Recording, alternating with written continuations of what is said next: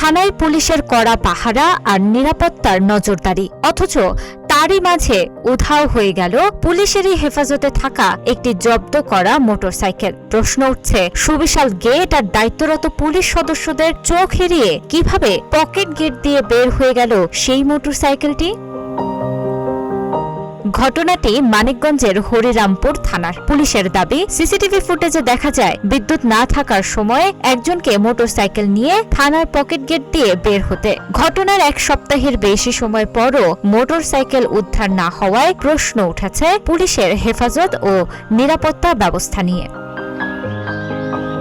একটি মামলার কপি আনতে গত 27 জুলাই বন্ধুদের সঙ্গে হরিরামপুর থানায় যান সিয়াম শেখ। তার দাবি, রাত 8টার দিকে পুলিশ তার মোটরসাইকেলটি থানায় রেখে দেয়। পরে কাগজপত্র নিয়ে থানায় গেলেও মোটরসাইকেলটি আর ফেরত দেওয়া হয়নি। ফ্রেন্ডের সাথে গেছি আমি একটা মামলার কপি আনবো, তাই গেছি রাত 8টার দিকে থানা থেকে আমার গাড়ি চারুতে আয় করেছিল।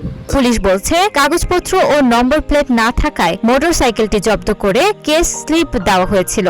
পরে মালিক পক্ষ সেটি নিতে এলে থানায় মোটরসাইকেলটি পাওয়া যায়নি।